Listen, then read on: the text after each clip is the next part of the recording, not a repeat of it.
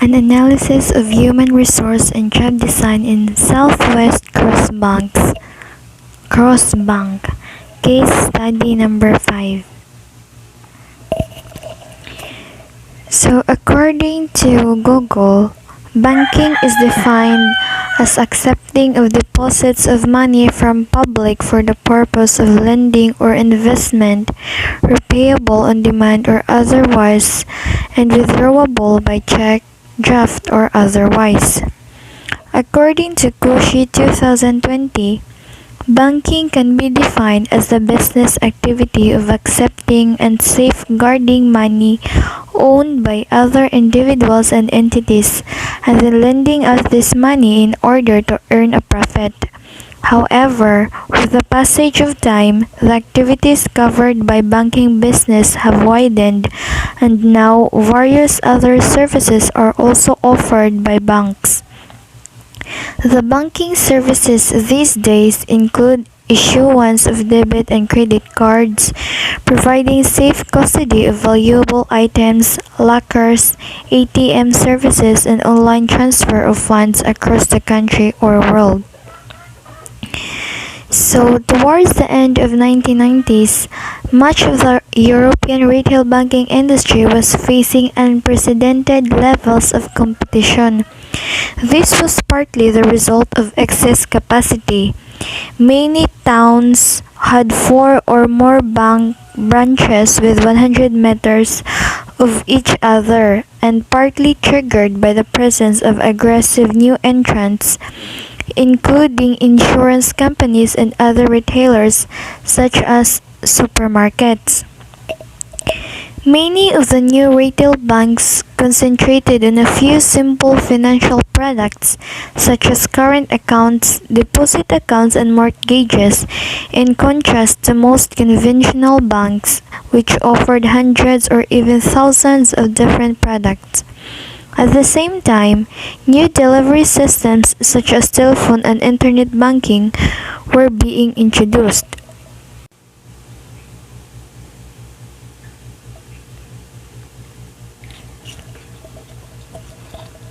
Southwest Cross Banks had not performed well and was in the lower quartile of the big banks in Europe.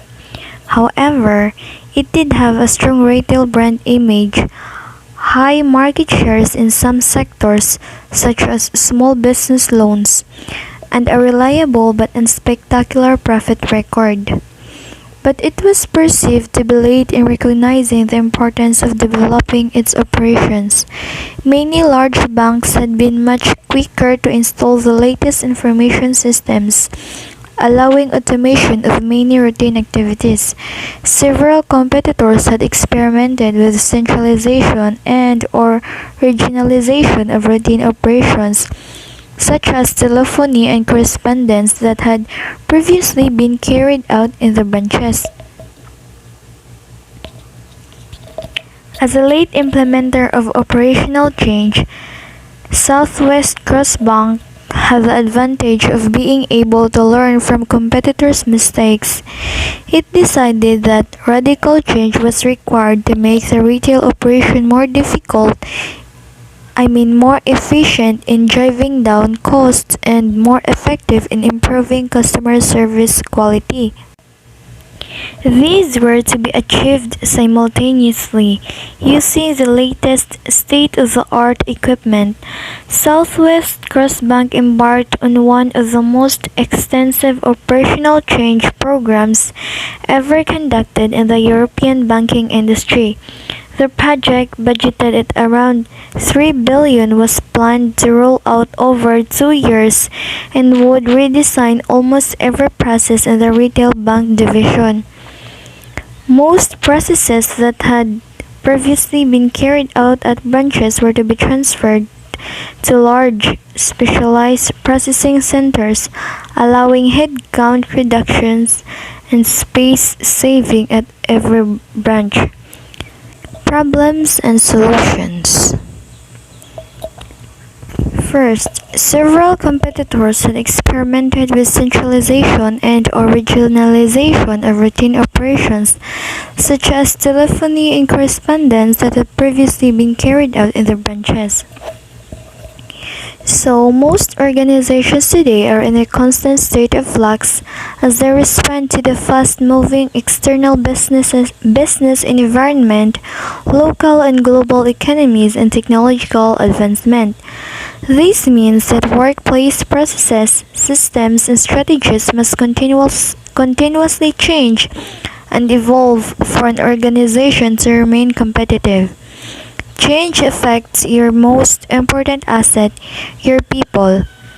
Losing employees is costly due to the associated recruitment cost and the time involved getting new employees up to speed. Each time an employee walks out the door, essential intimate knowledge of your business lives with them. So for the solution, there are 6 key steps to effective organizational change management. First, clearly define the change and align it to business goals. It's one thing to articulate the change required and entirely another to conduct a critical review against organizational objectives and performance goals to ensure the change will carry your business in the right direction strategically and financially. This step can also assist you to determine the value of the change, which will quantify the effort and inputs you should invest. So the key questions for this step are: what do we need to change and why is this change required? Second step, determine impacts and those affected. Once you know exactly what you wish to achieve and why, you should then determine the impacts of the change at various organizational levels.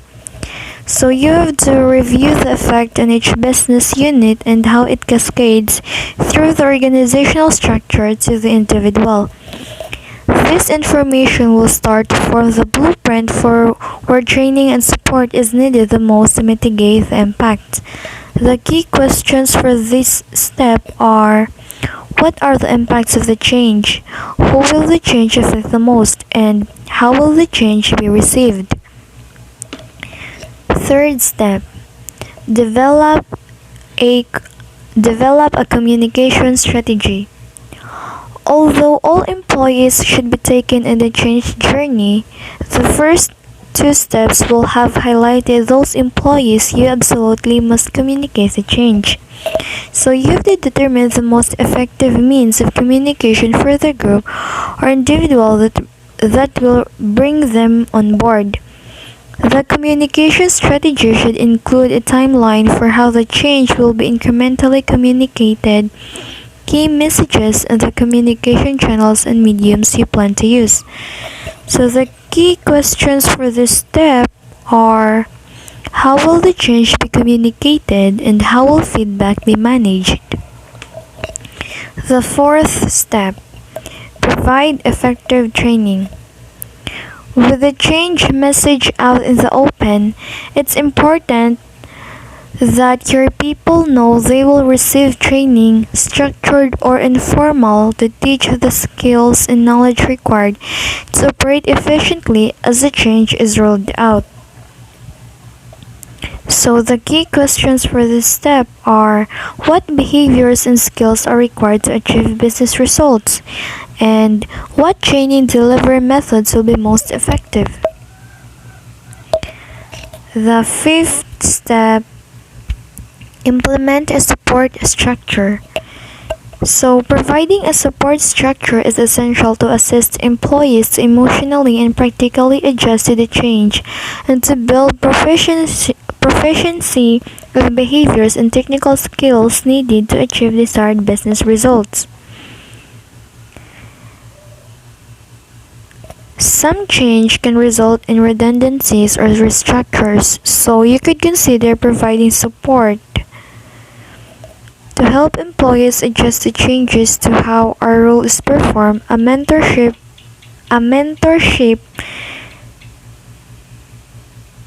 with management to ask questions as they arise could be set up. The key questions for this step are: where is support most required, and what types of support will be most effective?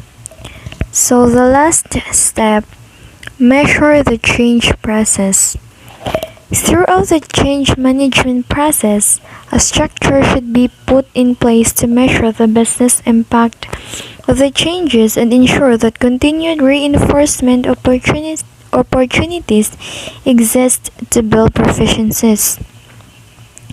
You should also evaluate your change management plan to determine its effectiveness and document any lessons learned. So the key questions for the last step are: did the change assist in achieving business goals? Was the change management process successful? And what could have been done differently? So the second problem, not having enough employees to handle the customers. The link between manpower and company projects is fairly simple. Manpower is proportional to productivity. The more people are available to work, the faster projects can be completed, or the more projects a company can take on. Conversely, a lack of adequate manpower prevents businesses from completing tasks. The lack of productivity translates into a reduction in revenue and profit, which in some cases means the business can stay operational. In Southwest Crust Bank, each employee will be responsible for serving just one customer at a time and very isolated from each other and constantly under pressure. The company must hire more employees that qualify or fill in the position so that it will be easy for them to adjust and handle the job properly.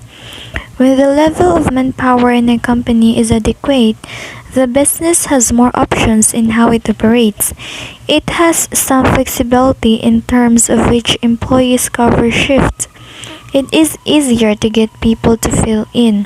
The company also has a greater pool of workers with which to construct strong teams and is more likely to have employees with the skills, knowledge, and abilities to tackle current company problems. In Southwest Crust Bank, each employee will be responsible for serving just one customer at a time and very isolated from each other and constantly under pressure. So, conclusion and recommendation. According to Hill 2011, job design is the function of specifying the work activities of an individual or group in an organizational setting.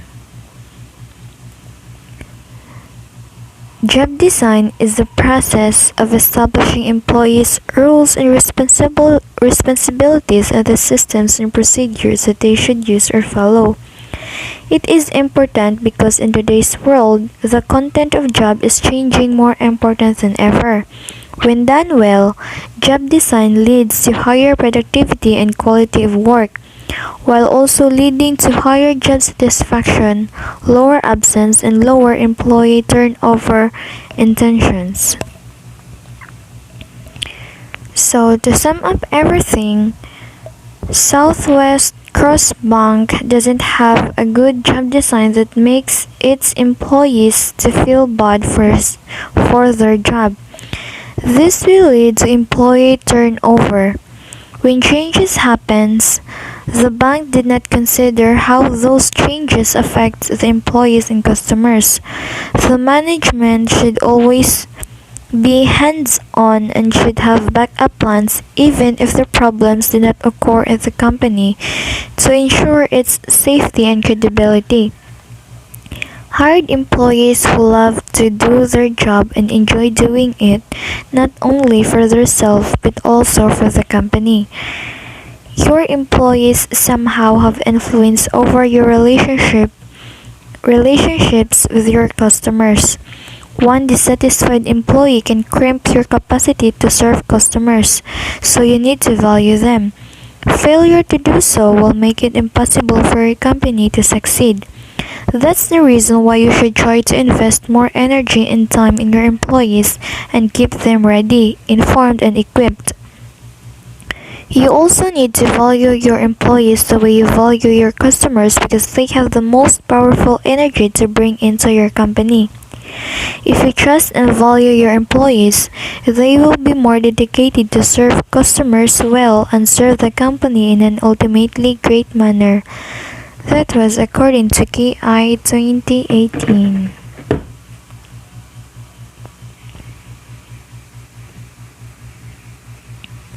So the references. That's all for this case study analysis number 5 from Southwest Cross Bank.